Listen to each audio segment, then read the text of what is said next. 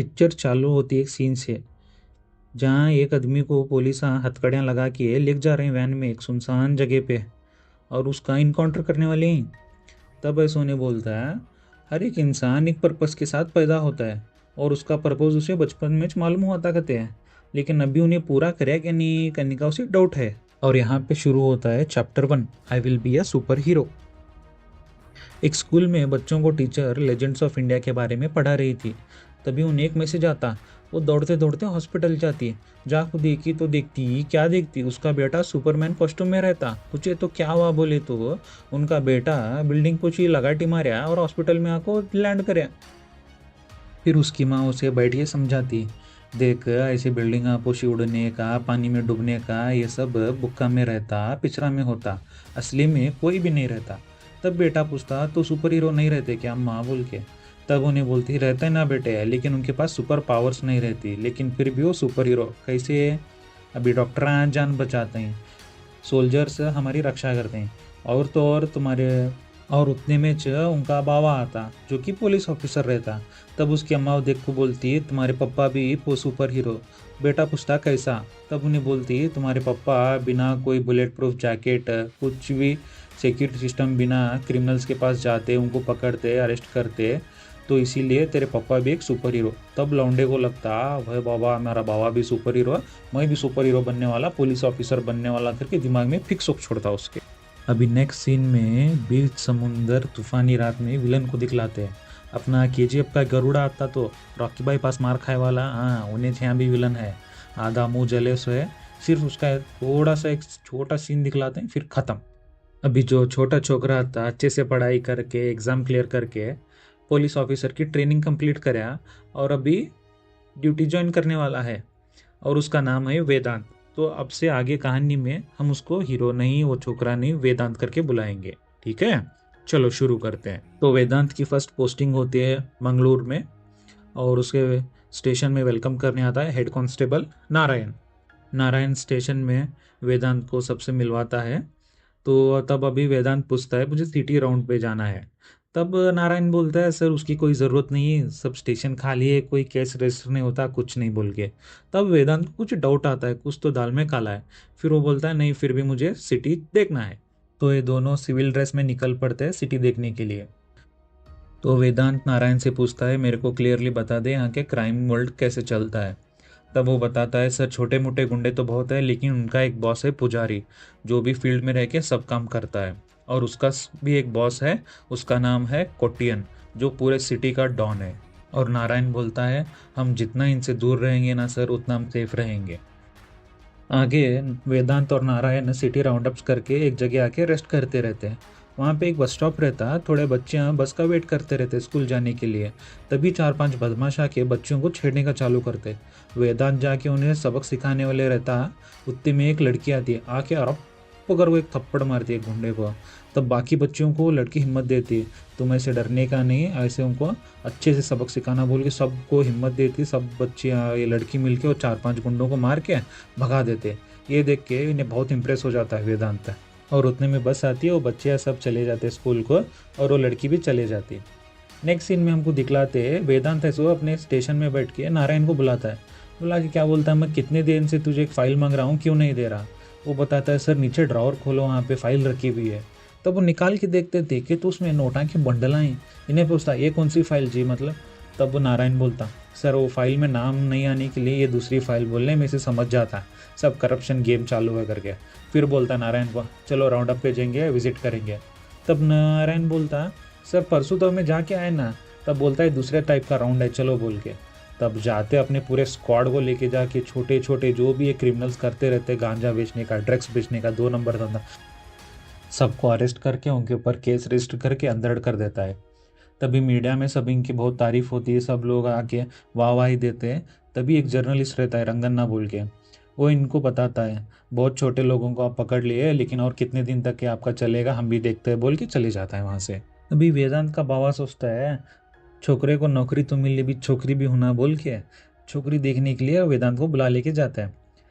Wait करते रहते हैं। तभी एक लड़की अंदर से बाहर आती है, देख के तो क्या रहते हैं, वो बस स्टॉप वाली लड़की रहती है, उसका नाम स्नेहा रहता है और उन्हें डॉक्टर रहते हैं। तो ये दोनों सेपरेट जाके बात करते रहते हैं।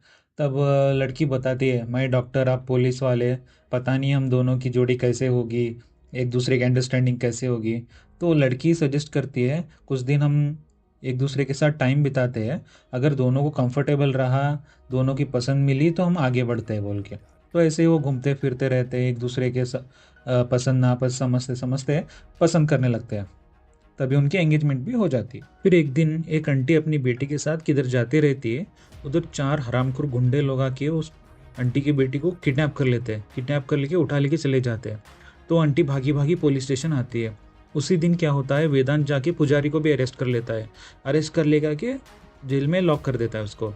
तो ये बात कोटियन को पता चलती है, जो पुजारी का बॉस रहता है। वो क्या करता है, कमिश्नर को फ़ोन लगाता है, मेरे आदमी को जल्दी छोड़ दे वरना ठीक नहीं होगा बोल के। तो अरेस्ट करके उधर अंदर डालता है। उसी टाइम पे वो आंटी ज़ोर ज़ोर से रोती रहती है, प्लीज़ मेरी बेटी को बचा लो बचा लो। उधर एक कांस्टेबल कंप्लेंट लिखता रहता है। वेदांत उसके पास जाके आंटी को पूछने वाला होता है कि आंटी क्या हो गया आपको। तभी कमिश्नर का कॉल आ जाता है वेदांत को। वो कमिश्नर बोलता है अभी के अभी मेरे ऑफिस आ जाओ बोल के। तो वो बोलता है मैं सर एक इमरजेंसी केस है, मैं सॉल्व बात करके आता हूँ। बोले तो नहीं तेरे को अभी आना है, वो ऑर्डर है बोल के बोलने के बाद वो वहाँ से वो आंटी को मिले बिना कमिश्नर के पास चले जाता है। वेदांत कमिश्नर ऑफिस में चले जाता है। तो कमिश्नर बोलता है, वेदांत तुमने अभी तक बहुत अच्छा काम किया है, तुमने पुलिस का नाम अच्छा किया है, तो एक काम कर दो, अभी यहीं पे स्टॉप कर दो। वेदांत बोलता है सर मैं समझा नहीं, नहीं मैं जो बोल रहा हूँ ठीक से समझ लो, पुजारी को रिलीज़ कर दो और ये सब इधर ही ख़त्म कर दो, बस अभी आपका बहुत हो गया बोलता है। तो सर बोलता है सर आप क्या बात कर रहे हो, ऐसे कैसे चलता है बोल के उल्टा कमिश्नर को थोड़ी बातें सुना देता है। तभी कमिश्नर वेदांत के बाप को अंदर बुला के बोलता है, समझा अपने बेटे को। तो वेदांत का बाप उसे डांटता है, सर के साथ बदतमीजी से बात मत कर। कितने लोगों को इस स्टेशन में आने के लिए 2-3 करोड़ देना पड़ता है, लेकिन सर ने 50 लाख में तेरा इधर ही ट्रांसफ़र करवा दिया, इधर ही पोस्टिंग दिलवा दिया और तू उनसे बदतमीजी करता है। ये सुन के उसे शॉक हो जाता है। वेदांत को यकीन नहीं होता, जो उसका बाप उसके लिए सुपर हीरो था वो रिश्वत लेता है, रिश्वत दे के काम करवाता है। उसे बहुत बड़ा झटका लग जाता है।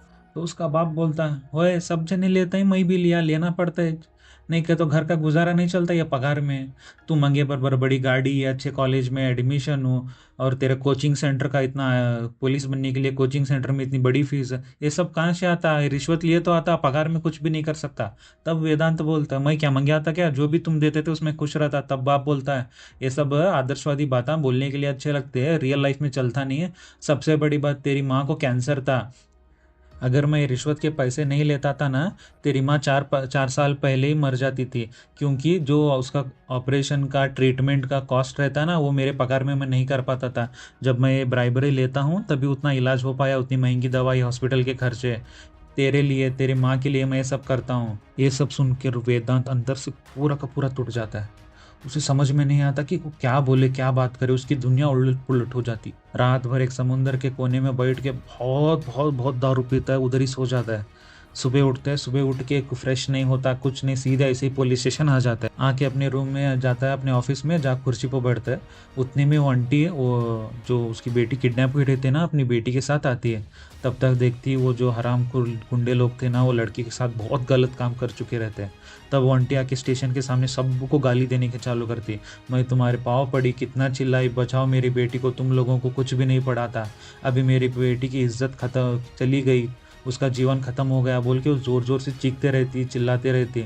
तब वेदांत पूछता है क्या हो रहा है, बोले तो स्टेशन वाले बोलते हैं सर कुछ नहीं, हम सॉल्व कर लेंगे, हम हैंडल कर लेंगे बोल के उसे अंदर ही बता देते हैं। तभी जो लड़की रहती है पूरा अंदर से जो टूट गई रहती है, साइड में वो जो वेदांत का ऑफिस रहता है ना, उसके खिड़की के पास आती है, उधर एक पेट्रोल का कैन रहता है, अपने आप अपने ऊपर डाल लेती है वो। वेदांत क्या पूरा टाइट होके पड़े रहता है, आंखें ठीक से खुलते नहीं रहती, थोड़ा थोड़ा देखता है, देखे तो लड़की अपने आंख पे पेट्रोल डालती रहती है। ये देख के एकदम झटका लगता है, माइंड एकदम अलर्ट हो जाता है, इसका ये क्या हो रहा है।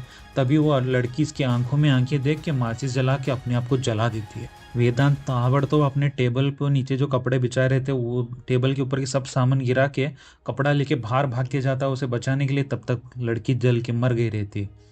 तो देख के इसे शॉक होता है, लेकिन कुछ ज़्यादा रिएक्ट नहीं करता। अंदर चले जाते, सब सामान नीचे पड़े रहते हैं इसके ऑफिस के। उधर नीचे सत्यमेव जयते का एक लकड़ी का लोगो रहता है, वो उठाने के बदले वहाँ जाके नोटों की गड्डी पड़ी रहती, वो उठा लेता है। वो उठा लेके बाहर आता है। बाहर आके जो नारायण रहता है ना, हेड कांस्टेबल, उसके हाथ में पैसा देता है, ये लड़की के माँ को दे दे, और केस लिखकर लड़की का बॉयफ्रेंड धोखा दे के चला गया, सुसाइड केस है बोल के केस खत्म कर दे बोल के अंदर चले जाता है। ये बात सुन के नारायण फुल शॉक, हमारे सर ऐसे कैसे बात कर सकते हैं। लेकिन वेदांत पूरा बदल गया था। अभी नेक्स्ट चैप्टर शुरू होता है, चैप्टर 2, बर्थ ऑफ विजिलांटे। विजिलांटे का मतलब आप बोल सकते हो बागी। अब ये जो अपने लॉ एंड ऑर्डर का रास्ता रहता है ना, वो छोड़ के अपना वेदांत दूसरा रास्ता पकड़ रहा है। और अभी एक फाइट सीन होता है, जो गुंडे रहते हैं ना लड़की के साथ जो गलत काम करे रहते हैं, उनके अड्डे पे वेदांत पहुंचता है। अपना एक मास्क डालता है, बगीरा। बगीरा कन्नड़ा का वर्ड है ये बगीरा। हिंदी में बोले तो आप तेंदुआ बोल सकते हैं। और मैं यहाँ पे आपको ये सीन नहीं दिखा सकता, क्योंकि इतना खून खराबा है, बाप रे बाप। आप ये मूवी देखो, किल मूवी आई थी ना इसी साल, उस लेवल का क्या बोलते हैं, खून खराबा, मार दाड़ काट। लेकिन जब ये गुंडे लोगों को अपना बगीरा मारता है ना, तब दिल में तसल्ली होती है, ऐसे हरामखोरों को ऐसे ही मारना बोल के। ये फाइट सीन इतना भयंकर है, अब जब देखोगे आपको पता चलेगा। फिर यहाँ पे उस हर रिक को ख़त्म करता है, किसी एक को भी जिंदा नहीं छोड़ता, ख़त्म करके वहाँ से चले जाता है। फिर कुछ देर बाद पुलिस वाले यहाँ पे आते हैं, तो ये सीन देखे उन्हें उल्टी आ जाती है, क्योंकि इतना भयंकर उन्होंने अपनी लाइफ में कभी कुछ नहीं देखे रहता। तभी एक लड़का वहाँ पे छुप के बैठे रहता है, जो इनको चाय देने के लिए आया था, लेकिन तभी फाइट शुरू होती है तो डर के बैठ गया था। तब नारायण जाके उसे पूछता है कितने लोग थे, कितनी बड़ी गैंग थी। तब वो बोलता है सर एक ही आया था, एक ही ने इन सबको ऐसे मार दिया। कौन था वो, कैसा लगता था? तब वो बताता है बगीरा, मतलब पैंथर। और यहाँ पे फिल्म का टाइटल आता है बगीरा। फिर मीडिया में सब न्यूज़ फैल जाती है, गुंडों को ख़त्म कर दिया गया, ये वो सब लोग, कुछ लोग तारीफ़ करते रहते हैं, कलकी का अवतार हो गया इष्ट दुष्ट दुनिया में, कि कोई आया है न्याय दिलाने वाला, ऐसे वैसे बातें न्यूज़ में चलती रहती है। फिर आराम से बहुत टाइम लेके ये आता है अपना वेदांत आता है, फुल चिल मूड में रहता है, कुछ स्ट्रेस नहीं, कुछ नहीं, आराम से जूस पीते रिलैक्स होके आता है, देख के हाँ ठीक है केस लिख लो, क्या क्या हो गया बोल के चले जाता है वहाँ से। और घर पे अपने एक रूम में क्राइम बोर्ड बनाया रहता है, किस किस को ख़त्म करना है, इसका बॉस कौन, एक एकदम मास्टर प्लान जैसे प्लान शुरू कर दिया रहता है। यहाँ से हम वेदांत का एक दूसरा रूप देखते हैं। वर्दी में सबसे ज़्यादा रिश्वत लेने वाला पुलिस वाला बन चुका है। लोग क्राइम करते हैं, आके से पैसा देते हैं, एफआईआर भी नहीं लिखता, कुछ भी नहीं, उन्हें छोड़ देता है। लेकिन जब शाम में बगीरा बन जाता है तो किसी को भी नहीं छोड़ता, जैसा उन्होंने क्राइम किया है वापस उनको वैसे ही देते रहता है। ऐसे कंटिन्यू बहुत सारे ऐसे केस होते हैं, मैं सिर्फ आपको एक दिखा रहा हूँ, लेकिन ऐसे बहुत केसेस वो स्टार्ट कर देता है। जो भी गुनाह करता है उन्हें वैसे ही पनिशमेंट देते रहता है। ये बात नारायण को फ्लैश हो जाती है। जिस दिन कंप्लेंट आते हैं उसी दिन पनिशमेंट मिल रहा है, तो कुछ तो है, वेदांत सर ही बगी रहा है बोल के उसे कुछ फ्लैश हो जाता है। तो इसीलिए जो वो उसके कैबिन में जाता है, बोलता है सर आज मेरे बेटे का बर्थडे है, शाम में प्लीज़ आप मेरे घर आ जाइए बोल के। तो ये बोलता है हाँ ज़रूर आ जाऊँगा बोल के। तो ये शाम को चले जाता है। तब अंदर जाके देखता है नारायण के घर में उसका बेटा विकलांग रहता है। फिर पूछता है वेदांत किसी और को नहीं बुलाया, सिर्फ मुझे बुलाया है। तब वो बोलता है नहीं सर आप स्पेशल हो इसीलिए बोल के खाना खा के दारू पीने के लिए बैठते हैं। तब दारू पीते पीते बोलता है सर हम सबको ना, हमारा जो हम रिश्वत लेते थे, गलत काम करते, उस सब की सज़ा मुझे मिल गई सर। मेरा बेटा विकलांग हो गया, मेरी बीवी को मैंने खो दिया, लेकिन सबको ऐसा पनिशमेंट नहीं से मिलता सर, आपके पापा को ऐसा पनिशमेंट नहीं मिला बोलता है। तो ये इनडायरेक्टली बोलता रहता है कि मुझे पता चल गया है सर आप ही बगीरा हो बोल के। उतना ही वो होता है, वहाँ से बगीरा चले जाता। अभी पूरी सिटी में सिर्फ बगीरा का ही बोलबाला रहता है, न्यूज़पेपर में, सोशल मीडिया पे, हर जगह उसी का नाम छाए रहता है। और वेदांत कम्प्लीटली चेंज हो गया रहता है। और उसकी जो फियांसी रहती है स्नेहा, उसे बार बार कॉल करते रहती है, वो उसका इग्नोर करते रहता है। तो वो परेशान होकर इसके घर चले आती है, आके पूछती है क्यों आप मेरा कॉल नहीं उठा रहे हो, क्या बात है, मुझसे बात क्यों नहीं कर रहे हो।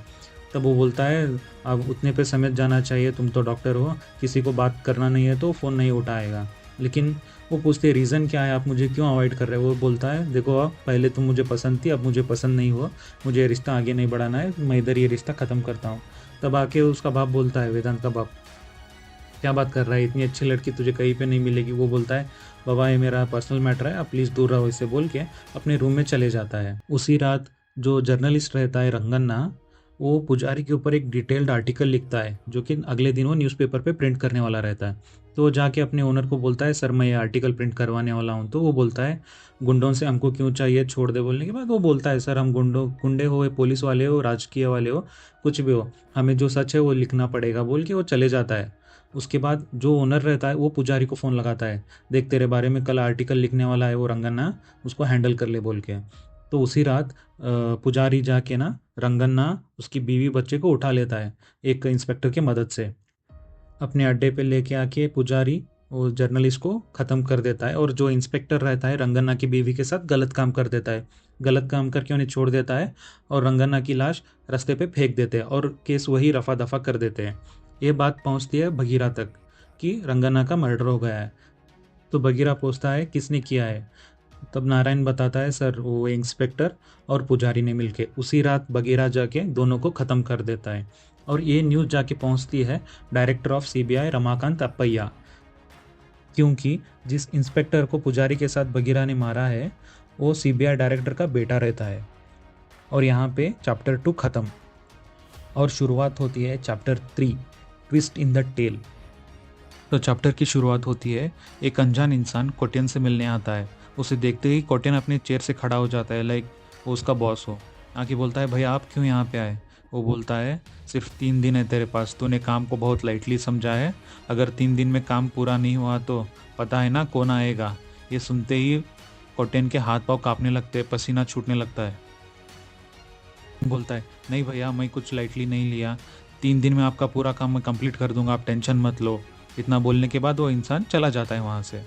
तो कोटियन अपने सारे नेटवर्क में न्यूज़ पहुँचाता है कि 3 दिन में काम कंप्लीट करना है।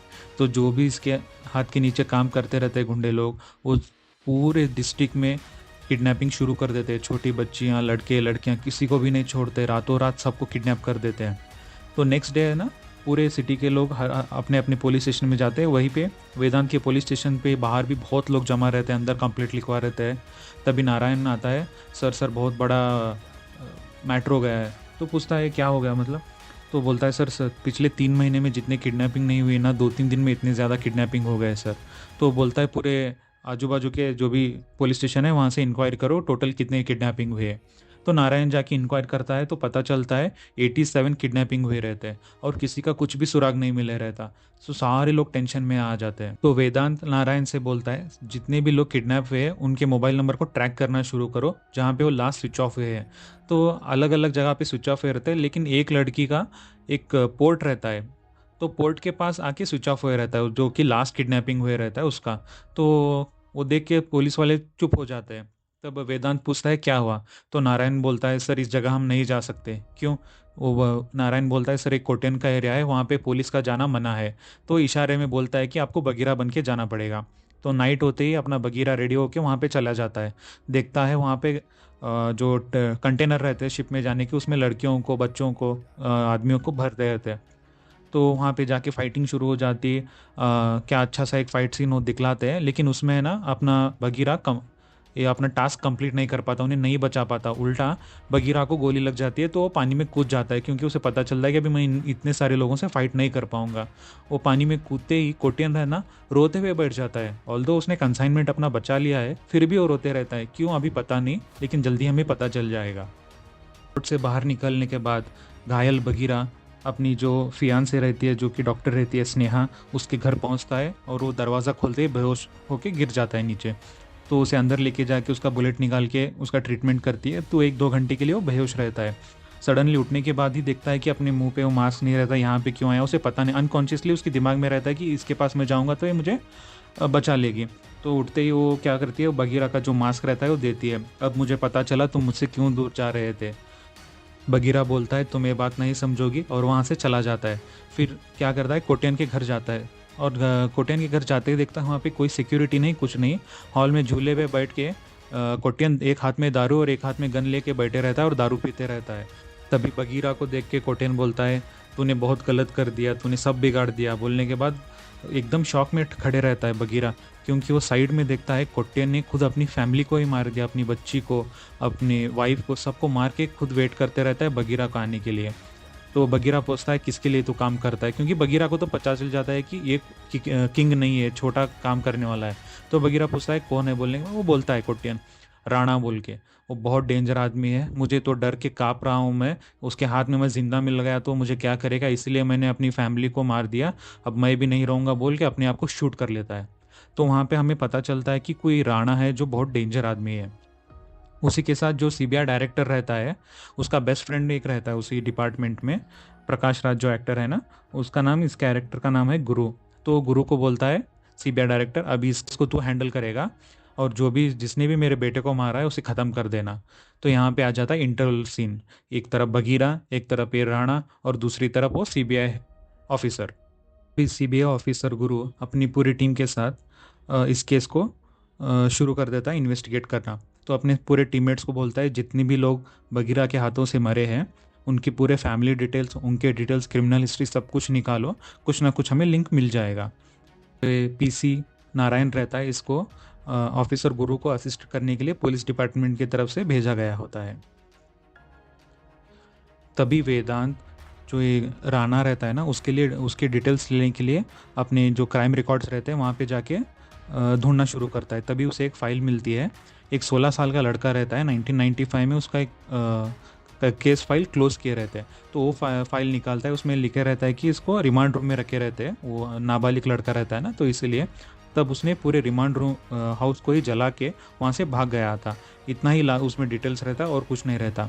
तो ये क्या करता है, जो और आगे का फर्दर इन्फॉर्मेशन निकालने के लिए अपने लैपटॉप में उनका जो साइबर क्राइम का ये रहता है वेबसाइट, उसमें जाके लॉगिन इसका नाम के लिए ढूंढना शुरू करता है, तो एक्सेस डिनाइड बोल के आ जाता है। तो इसे डाउट आता है, ऐसे क्रिमिनल का प्रोफाइल क्यों लॉक करके रखे, और मैं एक ऑफिसर हूँ, मुझे क्यों ये ओपन नहीं हो रहा। तभी इस बात को नारायण देखता है, वो आके क्या बोलता है, सर सिटी में एक बहुत अच्छा हैकर है, उसने अपने तरफ से इस महीने का आपका जो खर्चा है उसने दे के भेजा है बोल के एक नोटों का बंडल रख के उसके ऊपर वो हैकर का नाम लिखे रहता है, क्योंकि वो वेदांत ख्याल से ओपन नहीं हो रहा ना प्रोफाइल, तो ओपन कर देगा बोल के। तो बगीरा उस हैकर को मिलने चले जाता है और बोलता है कि आज से तू मेरे लिए काम करेगा। पहले तो मना करता है हैकर, फिर बगीरा उसे एक धमकी देता है, इतने लोगों को मैं मार चुका हूँ, किसी और एक को मारने के लिए मेरी कुछ बड़ी बात नहीं है। तो बोलने के बाद वो उसके साथ काम करने के लिए एग्री हो जाता है। तो बोलता है सर मेरा काम क्या रहेगा, वो बोलेगा मेरे को अपग्रेड करना है तो उसमें मुझे मदद करेगा।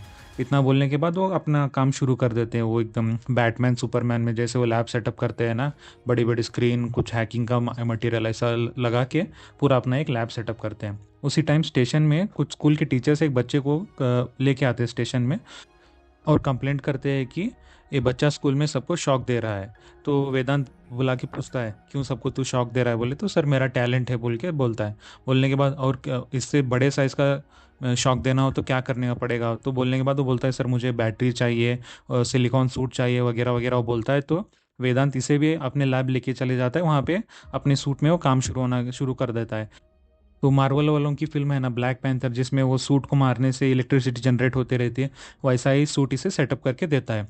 फिर एक दिन एक बुड्ढा आता है, फुल अंकल टाइट होके आया रहता है, उसे फैक्ट्री से निकाल रहे देते हैं। वो फायर वर्क फैक्ट्री में काम करते रहता है, पटाखों की फैक्ट्री में, दारू पीने की वजह से उसे निकाल देते हैं। वो स्टेशन में बोलता है सर मैं बहुत बड़ा एक्सपर्ट हूँ, साइंटिस्ट हूँ, इन लोगों को मेरी कदर नहीं है। तो वेदांत पूछता है अगर इस स्टेशन को उड़ाना हो तो तुझे कितने साइज़ का बम बनाएगा, तो बोलने के बाद वो एक छोटे क्रिकेट बॉल के साइज़ का बताता है। तो वेदांत इसे भी अपने लैब लेके चला जाता है, वहाँ पे बुला लेके जाके इसे भी जो जो आइटम चाहिए दिलवाता है। एक मस्त अपना एक पूरा सेटअप करता है, बाइक, अपने जो वेपन्स रहते हैं सेम टू सेम बैटमैन की फीलिंग आएगी आपको देखते वक्त। तो ये पूरा अपना क्या बोलते हैं उसको, सूट सेटअप वगैरह पूरा रेडी हो जाता है अभी, और अपने लिए एक मास्क भी बनवा लेता है बगीरा। राना के पास एक डील आता है अजरबैजान से, उन्हें 2000 लोग चाहिए रहते हैं, किडनैप हुए लोग। तो इनको ना ये रामेश्वरम पोर्ट तक वो 2000 लोगों को पहुंचा देगा, तो इनको बहुत बड़ा पैसा मिलने वाला रहता है। तो इसी बात की मीटिंग फिक्स करने के लिए वो श्रीलंका में आके डील कर लेता है लोग गुंडों के साथ। इसी टाइम पे बगीरा आके वो हैकर से पूछता है जो मैंने तुझे कॉटेन का फ़ोन दिया था उसमें कुछ इन्फॉर्मेशन मिला है क्या। हैकर बोलता है नहीं सर ऐसा कुछ इंपॉर्टेंट तो कुछ नहीं मिला, लेकिन कुछ इलेक्ट्रिसिटी बिल्स मिले हैं, उसके अलावा कुछ भी नहीं है। तो वेदांत बोलता है दिखा मुझे। देखने के बाद वो देखता है हर एक इलेक्ट्रिसिटी बिल ना 30,000 40,000 ऐसे बिल रहती है। तो उसके बाद वो जो इलेक्ट्रिसिटी बिल का मीटर रहता है ना वो लोकेशन निकालते हैं, लोकेशन निकाले तो कुछ स्लम्स में रहते हैं। तो बगीरा सोचता है स्लम्स के घरों में इतना ज़्यादा बिल कैसे आता है। तो वो बोलता है मुझे इसका एड्रेस दे, मैं जाके चेक करता हूँ बोल के। चेक करने के बाद क्या होता है, वो वहाँ पे जाके देखता है, देख के तो एक अंडरग्राउंड पूरा सेटअप रहता है। वहाँ पे किडनैप करे हुए लोगों को उनका जो किडनी, जो इंपॉर्टेंट ऑर्गन्स रहते हैं वो निकाल के स्मगल करते रहते हैं। तो बगीरा ऑब्वियसली सब गुंडों को मारता है और डॉक्टर्स जो वहाँ पे ऑपरेशन करते रहते हैं उनको भी ख़त्म कर देता है। और जो लोगों को बचाता है उनके पास फ़ोन फेंकता है, पुलिसों को फ़ोन करके। उसके बाद पुलिस वाले, मीडिया वाले सब लोग आ जाते हैं। तभी जो सीबीआई ऑफिसर रहता है गुरु, वो वहाँ का सीसीटीवी कैमरा सब मंगाता है। तो मंगा के देखता है तो चेक करता है, बगीरा अकेला ही तो रहता है ऑब्वियसली, लेकिन उसके फाइटिंग स्किल्स वो ऑब्जर्व करता है। गौर से देखता है तो उसे पता चलता है कि इसका पॉस्चर देखे तो लगता है कि ये कोई ट्रेंड प्रोफेशनल है, या तो कोई आर्मी वाला, या तो कोई नेवी वाला, या पुलिस वाला। इसी बात पे वो क्या बोलता है, उसे कुछ क्लिक होता है। तो भी वो क्या बोलता है, सीबीआई ऑफिसर नारायण को अपने रूम से बाहर जाने के लिए बोलता है, आप बाहर जाओ, कुछ काम रहता मैं बुलाता हूँ बोल के। तब नारायण को पता चलता है बहुत नज़दीक आ गया बगीरा को पकड़ने के लिए, कुछ ना कुछ मुझे करना पड़ेगा। तभी सीबीआई ऑफिसर बोलता है, हम सब लोग रॉन्ग डायरेक्शन में जा रहे थे, हम सब समझ रहे थे कि क्रिमिनल्स का डिटेल निकाल रहे थे, लेकिन ऐसा करो कि इन क्रिमिनल्स के खिलाफ जिसने भी कंप्लेंट किया है उसके डिटेल्स निकालो, किस किस पुलिस स्टेशन में कंप्लेंट किया गया है, वहाँ से हमें कुछ क्लू मिलेगा। तो ये ऑनलाइन सब डिटेल्स जो भी कंप्लेंट्स किए रहते हैं ना, इन जो भी क्रिमिनल्स मरे हैं उनके खिलाफ जो भी कंप्लेंट्स किसी भी पुलिस स्टेशन में हुए हैं, तो उन सब की डिटेल्स निकालो। नारायण दौड़ा दौड़ा दौड़ा अपने पुलिस स्टेशन आता है। आके एक गलती क्या कर देता है बोले तो, ऑनलाइन पूरे के पूरे कंप्लेंट से डिलीट कर देता है। अगर एक दो रख के डिलीट करता तो उसे नॉर्मल लगता था, लेकिन एक गलती में क्या कर देता है, हड़बड़ी में सारे जितने भी कंप्लेंट हुए रहते हैं ना ऑनलाइन, सबको डिलीट कर देता है। पेपर्स में तो कंप्लेंट रहते हैं लेकिन ऑनलाइन डिलीट कर देता है। इसके जो सीबीआई ऑफिसर के असिस्टेंट रहते हैं वो सब ला के देते, सर ईस्ट में इतने कंप्लेंट आए, वेस्ट में इतने, सेंट्रल में इतने, लेकिन साउथ से एक भी कंप्लेंट नहीं है। तो इसे लगता है ऐसे कैसे हो सकता है, साउथ में एक भी कंप्लेंट नहीं है।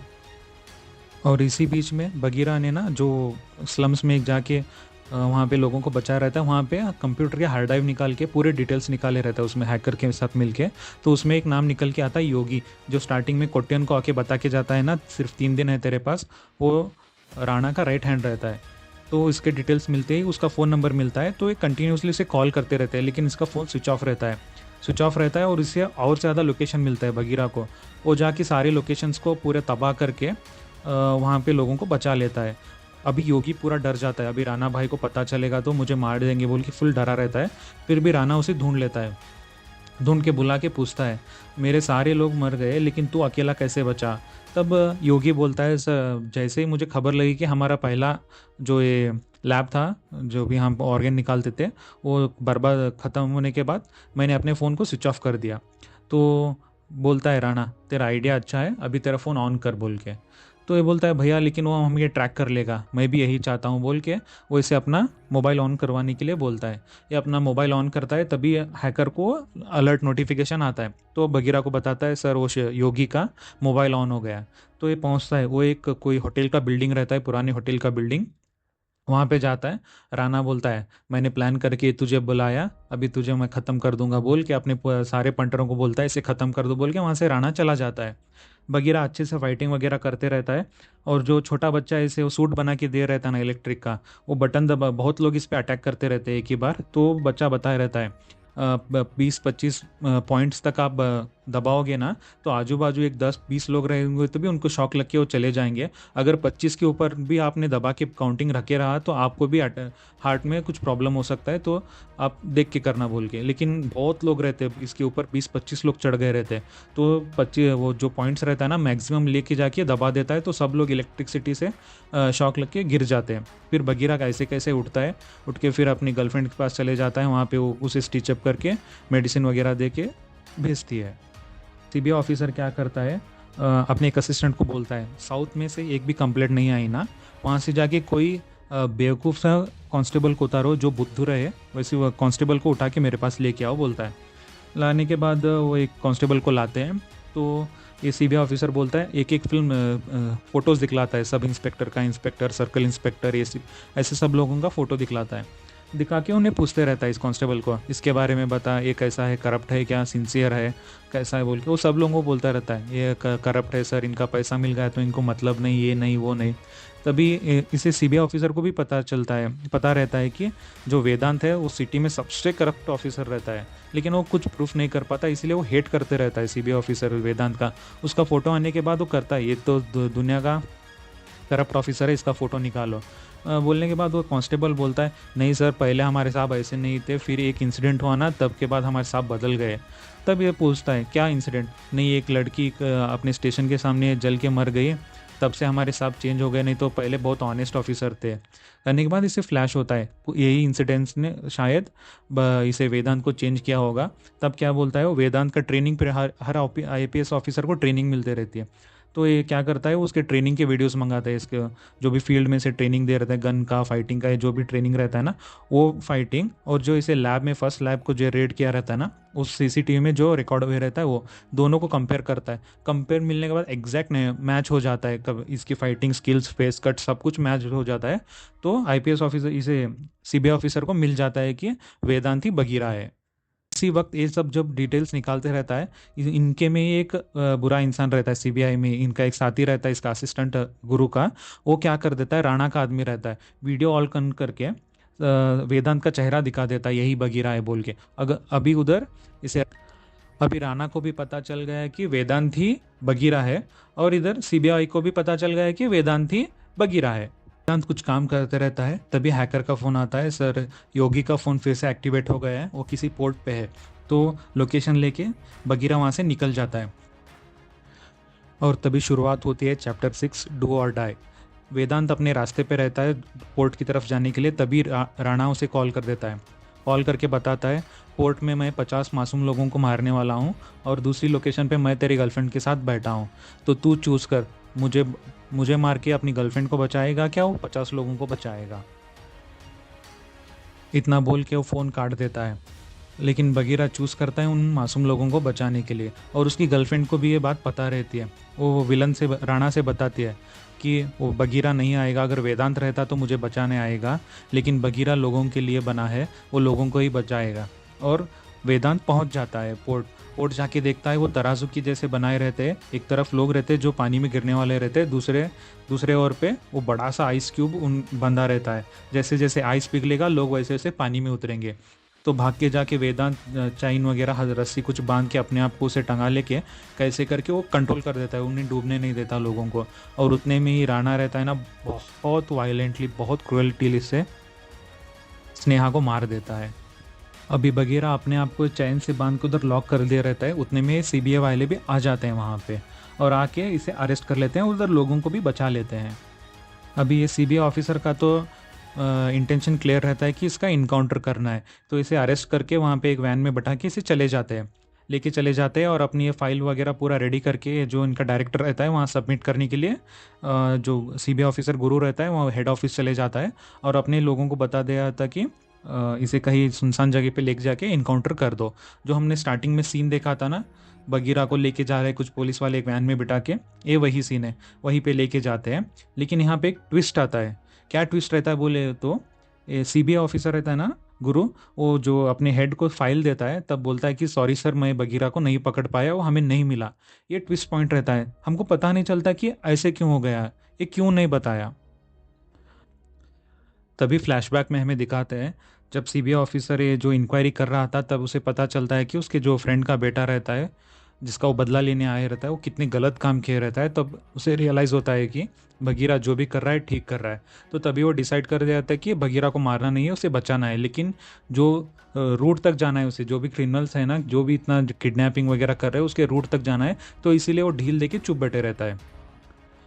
अभी जो स्टार्टिंग का सीन रहता है ना, बगीरा को वैन में लेके जाते रहते हैं, वही सीन रिपीट होता है, और बगीरा को नीचे उतारते हैं शूट करने के लिए, इनकाउंट करने के लिए, ऐसे हमें दिखाते हैं। लेकिन जो भी बाकी के लोग रहते हैं ना, जो करप्ट ऑफिसर रहता है, जो राणा को कॉल करके दिखलाता है कि बगीरा ही वेदांत है, उस ऑफिसर को बाकी के लोग शूट कर देते हैं। शूट करके बगीरा के हथकड़ियाँ खोलते हैं, उसे फ़ोन ला के देते हैं। उसके साथ अभी सीबीआई ऑफिसर बात करता है, बगीरा आई एम सॉरी, मैंने तुम्हें गलत समझा, तेरा तरीका ही ठीक था, लेकिन तुझे एक आखिरी काम करना पड़ेगा। अभी राणा 2000 लोगों को ट्रेन के ज़रिए रामेश्वरम तक पहुंचा रहा है, वहाँ से वो श्रीलंका जाएंगे, फिर वो लोग कभी भी हमें वापस नहीं मिलेंगे। तो श्रीलंका पहुंचने से पहले ही तुम्हें उसे स्टॉप करना है। किसी तरह उस ट्रेन में पहुंच जाता है लोगों को बचाने के लिए। एक बढ़िया सी फाइट सीक्वेंस हमें दिखाता है, उस फाइट में ज़बरदस्त फाइटिंग होती है और बगीरा भी जख्मी होता है राणा के साथ फाइट करते करते। फिर भी वो अपना बदला ले लेता है, राणा को ख़त्म कर देता है, ख़त्म करके लोगों को बचाता है और अकेले अपने रास्ते पे निकलता है। उसी बाद अपना सीबीआई ऑफिसर रेलवे मिनिस्टर के पास जाता है, क्योंकि विदाउट एनी सपोर्ट उतने बड़ी पूरी ट्रेन को हायर नहीं कर सकता था राणा। तो उसे पता चलता है कि मिनिस्टर भी इसमें मिला हुआ है। तो जाके सीबीआई ऑफिसर बोलता है सरेंडर कर दो सर, वरना वो आ जाएगा। तो मिनिस्टर पूछता है कौन, तो हमें वो क्लिप दिखाते जो ये पैंथर बगीरा रहता है ना, एक जंप करके आता है एनिमल वैसे। और इसी के साथ फिल्म ख़त्म हो जाती है। फिर लास्ट में एक पोस्ट क्रेडिट सीन आता है, chapter 8 I am not done net, मतलब पार्ट 2 भी आने वाला है। तो दोस्तों ये थी कहानी बगीरा की। मुझे तो फिल्म देख के बहुत मज़ा आया। मैं आशा करता हूँ आपको ये कहानी सुन के भी मज़ा आया होगा। जहाँ ये नेटफ्लिक्स पे देखिए, बहुत मज़ेदार फिल्म है। अगर आपको ये कहानी पसंद आई है तो प्लीज़ मेरे चैनल को सब्सक्राइब कीजिए, अपने दोस्तों के साथ शेयर कीजिए और लाइक बटन दबा दीजिए। Thank you.